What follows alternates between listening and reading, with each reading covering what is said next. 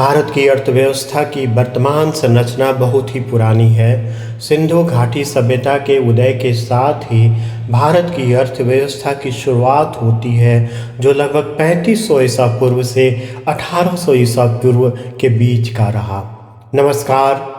सिंधु घाटी सभ्यता की अर्थव्यवस्था काफ़ी हद तक व्यापार पर निर्भर थी। सिंधु घाटी सभ्यता में लोग कृषि करते थे, जानवरों को पालते थे, तांबा, कांसा, टीन, धातु व चकमक पत्थर से औजार, हथियार व बर्तन बनाते थे। वो मोतियों आदि का कारोबार करते थे। वो मेसोपोटामिया पहुंचने के लिए जहाज़ों का उपयोग करते थे। फिर मुगल शासन काल 1526 से 1858 ईस्वी के समय भारत ने अपने इतिहास में समृद्धि का अभूतपूर्व अनुभव किया। 16वीं शताब्दी में भारत का सकल घरेलू उत्पाद विश्व अर्थव्यवस्था का लगभग 25.1% था, जो भारत की आर्थिक समृद्धि को दर्शाता है। ब्रिटिश शासन की स्थापना से पूर्व भारत की अपनी स्वतंत्र अर्थव्यवस्था थी। ब्रिटिश ईस्ट इंडिया कंपनी, जिसकी राजनीतिक शक्ति 1757 के बाद से धीरे धीरे भारत में विस्तारित हुई, 15 अगस्त 1947 को स्वतंत्रता के पूर्व भारत 200 वर्षों तक ब्रिटिश शासन के अधीन था। आज़ादी से पूर्व सरकार की आय एवं जनमानस की आजीविका का मुख्य स्रोत कृषि था। इसके अलावा देश की अर्थव्यवस्था में विभिन्न प्रकार की विनिर्माण गतिविधियां भी हो रही थी। सूती व रेशम वस्त्रों, धातु आधारित व बहुमूल्य मणि रत्न आदि से जुड़ी शिल्प कलाओं के उत्कृष्ट केंद्र के रूप में भारत विश्व भर में विख्यात हो चुका था। भारत में ब्रिटिश औपनिवेशिक शासन का मुख्य उद्देश्य ब्रिटेन में तेजी से विकसित हो रहे औद्योगिक आधार के लिए भारतीय अर्थव्यवस्था को केवल एक कच्चा माल प्रदायक तक ही सीमित रखना था। ब्रिटिश औपनिवेशिक शासक के आर्थिक नीतियों का उद्देश्य भारत का आर्थिक विकास नहीं, बल्कि अपने मूल उद्देश्य के आर्थिक हितों का संरक्षण, अपने मूल देश के आर्थिक हितों का संवर्धन था, उनका संरक्षण था। ब्रिटिश शासकों के आर्थिक नीतियों ने भारत की अर्थव्यवस्था के मूल स्वरूप को बदल डाला। भारत ब्रिटेन को कच्चे माल की पूर्ति करने एवं ब्रिटेन में तैयार माल का आयात करने वाला देश बनकर रह गया था। औपनिवेशिक शासन के तहत सन 1780 से 1860 ईस्वी के समय भारत कच्चे माल का निर्यातक से प्रसंस्कृत वस्तुओं के निर्यातक के रूप में बदल गया। 1750 के दशक में विशेषकर महीन कपास व रेशम का निर्यात किया जाता था। 1850 के दशक तक भारत कच्चे माल, जो मुख्यतः कच्चे कपास, अफीम व नील के रूप में यूरोप, एशिया व अफ्रीकी बाजारों में इसका व्यापार करता था। ब्रिटिश औपनिवेशिक शासन के तहत निर्मम शोषण ने भारत की अर्थव्यवस्था को पूरी तरह से तबाह कर दिया। इसके अलावा भारत का लोग बार बार अकाल से भी त्रस्त थे। ब्रिटिश अर्थशास्त्री एंगस मैडिसन के अनुसार विश्व अर्थव्यवस्था यानी वैश्विक सकल घरेलू उत्पाद में भारत की हिस्सेदारी सन 1700 में 24.4% से घटकर 1950 में 4.2% हो गई थी। ब्रिटिश शासकों ने कभी भी भारत की राष्ट्रीय एवं प्रति व्यक्ति आय का आकलन करने का किसी प्रकार का ईमानदारी पूर्वक प्रयत्न नहीं किया। उस समय कुछ लोगों द्वारा निजी स्तर पर आकलन किया गया, परंतु उनके अनुमानों में कई विसंगतियां एवं आपसी मतभेद पाए गए। इन आकलनकर्ताओं में Dadabhai Naoroji, doctor VKRV Rao, William Digby, RC Desai, Findlay Shirras प्रमुख रहे।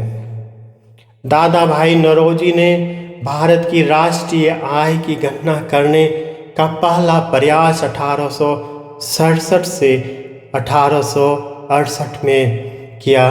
दादा भाई नौरोजी ने उस समय भारत की प्रति व्यक्ति आय 20 रुपया होने का अनुमान लगाया था। भारत की राष्ट्रीय आय की गणना के लिए सन 1931 से 32 में प्रोफेसर VKRV राव द्वारा पहली बार एक वैज्ञानिक पद्धति का उपयोग किया गया था। फिर सन 1934 में M विश्वेश्वरैया ने भारत में आर्थिक नियोजन का पहला व्यवस्थित प्रयास किया था। M विश्वेश्वरैया को भारतीय नियोजन का जनक कहा जाता है। PC महालनोबिस जो 1949 में राष्ट्रीय आय समिति के प्रमुख थे। PC महालनोबिस ने राष्ट्रीय आय की गणना करने का पहला आधिकारिक प्रयास किया। इन्होंने कोलकाता में भारतीय सांख्यिकी संस्थान की स्थापना की। PC महालनोबिस को भारतीय सांख्यिकी के जनक के रूप में जाना जाता है। ये भारत के पहले योजना आयोग के सदस्य भी थे। उस समय अध्ययनकर्ताओं के अनुसार 20वीं शताब्दी के पूर्वार्ध में भारत की राष्ट्रीय आय की वार्षिक समृद्धि दर 2% से कम एवं प्रति व्यक्ति उत्पादन वृद्धि दर 0.5% के आसपास ही रह गई थी। एक बड़ी जनसंख्या का व्यवसाय होने के बावजूद कृषि क्षेत्र में गतिहीन विकास की प्रक्रिया चलती ही रही। कई बार इसमें समय समय पर अप्रत्याशित ह्रास व गिरावट भी देखा गया।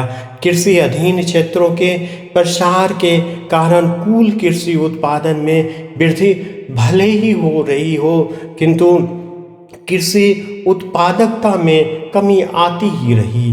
कृषि क्षेत्र की गतिहीनता का मुख्य वजह ब्रिटिश शासन द्वारा लागू की गई भूव्यवस्था प्रणाली को ही माना जा सकता है। उस समय जमींदारी व्यवस्था में कृषि कार्यों से होने वाले समस्त लाभ जमींदार को ही प्राप्त होता था। किसानों के पास कुछ नहीं बच पाता था।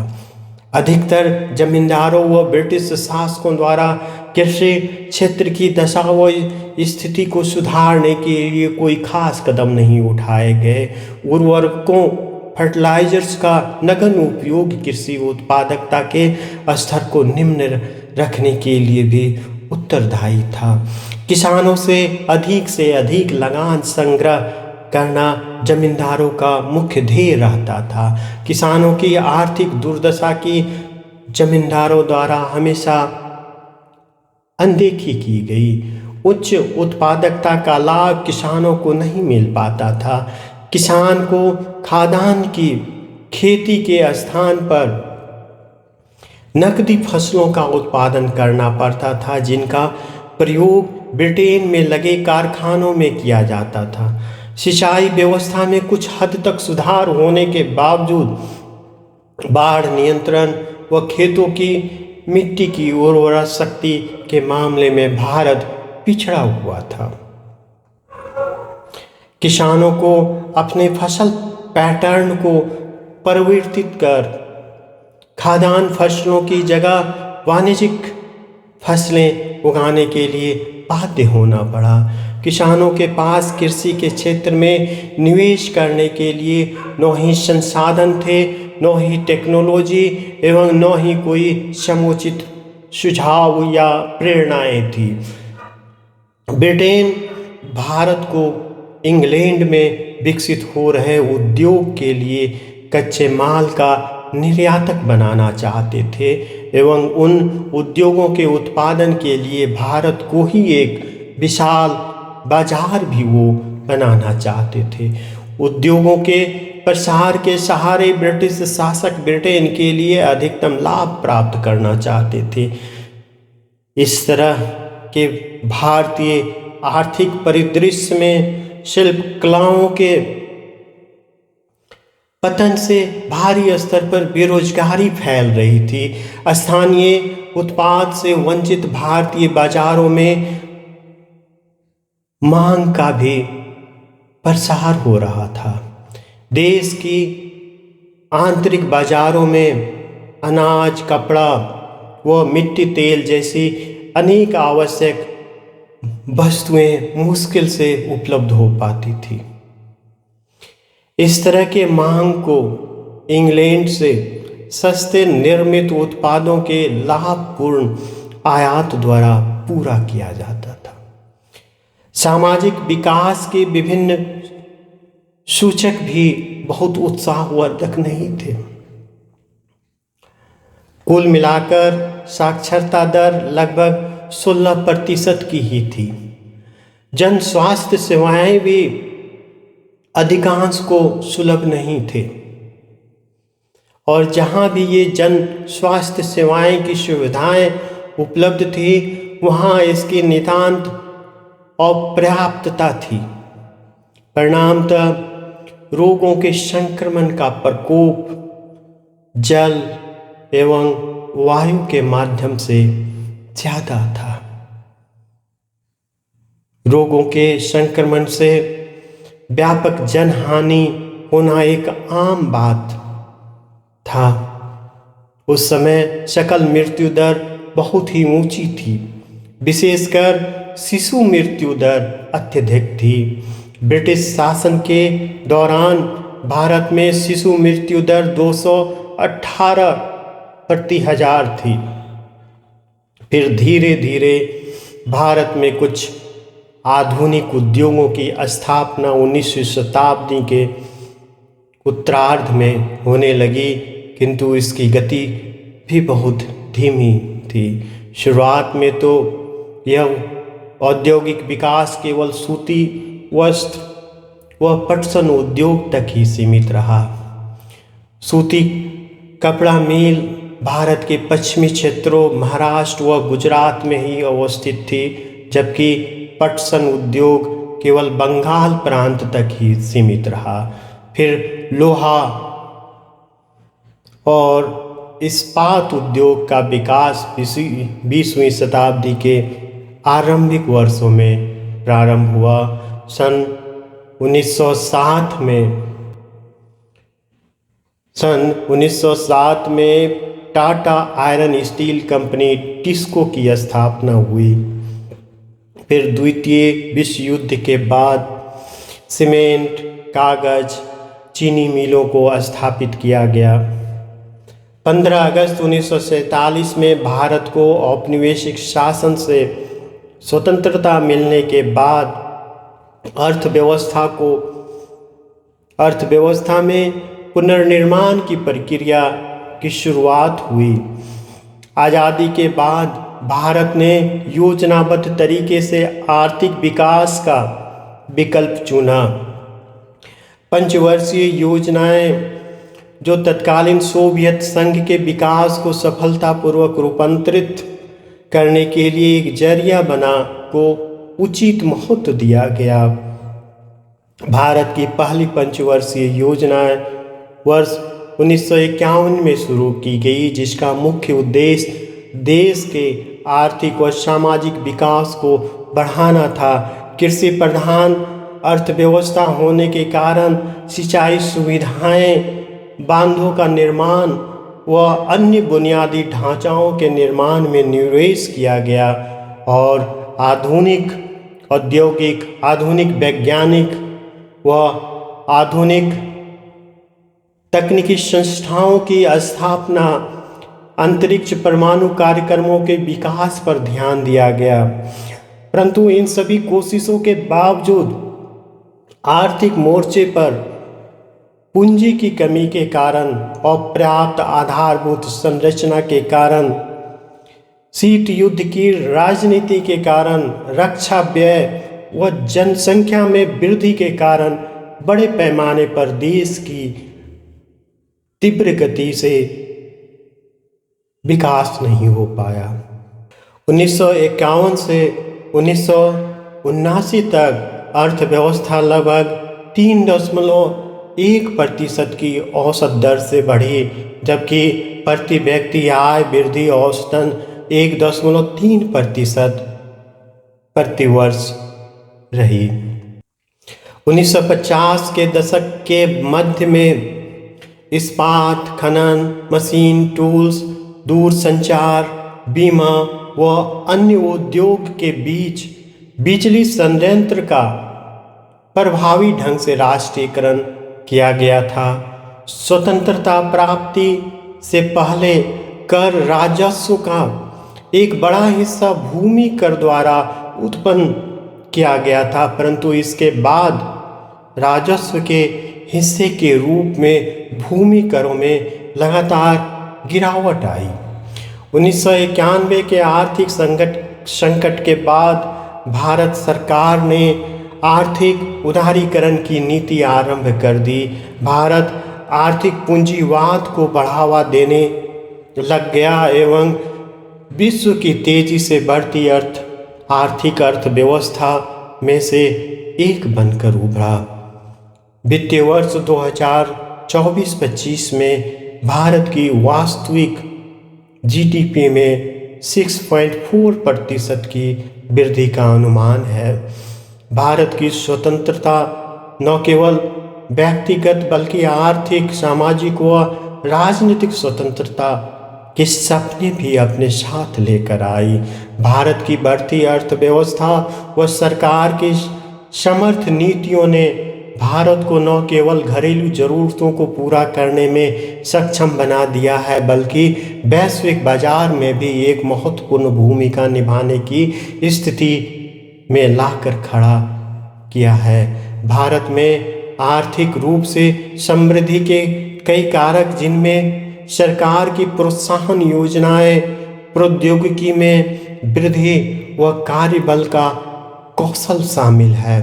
भारत में होने वाली तकनीकी नवाचार, उदाहरण के तौर पर इंडस्ट्री 4.0, जिसे चौथी औद्योगिक क्रांति भी कहा जाता है, विनिर्माण और औद्योगिक प्रणाली में डिजिटल प्रौद्योगिकी के एकीकरण को दर्शाता है, जिसमें औद्योगिक internet of things, AI, artificial intelligence, big data, robotic व स्वचालन शामिल है। ये इंडस्ट्री 4.0 विनिर्माण प्रक्रियाओं को बदल रहे हैं। ये तकनीकियाँ न केवल उत्पादन प्रक्रिया में सटीकता व दक्षता ला रही है, बल्कि भारतीय उद्योग को वैश्विक मानकों के रूप में बना रही है। परिणामतः भारत को अंतर्राष्ट्रीय बाजारों में प्रतिस्पर्धात्मक लाभ मिल रहा है एवं भारत एक प्रमुख विनिर्माण निवेश स्थल बनता जा रहा है। इसके अलावा भारत सरकार ने बुनियादी ढांचे के विकास के लिए कई योजनाएं लागू की है। भारत का युवा व कुशल श्रमिक वर्ग वैश्विक कंपनियों के लिए एक महत्वपूर्ण संपत्ति बन चुका है।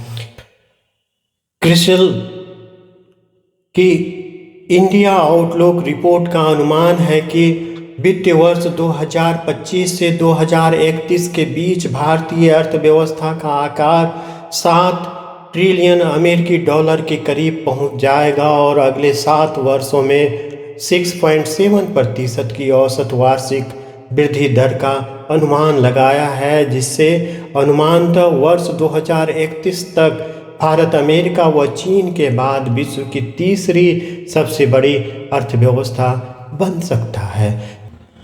इसके अलावा वित्तीय सेवा फर्म मॉर्गन स्टैनली के अनुसार भारत 2028 तक दुनिया की तीसरी सबसे बड़ी अर्थव्यवस्था बन जाएगा। रिपोर्ट के अनुसार आने वाले दशकों में भारत वैश्विक उत्पादन में अपनी हिस्सेदारी बढ़ा सकता है, जिसका मुख्य वजह मजबूत आधारभूत कारक है, जिसमें एक कार्यशील लोकतंत्र, मैक्रो स्थिरता से प्रभावित नीति, बेहतर बुनियादी ढांचा, एक बढ़ता हुआ उद्यमी वर्ग एवं बेहतर होता सामाजिक ढांचा शामिल है।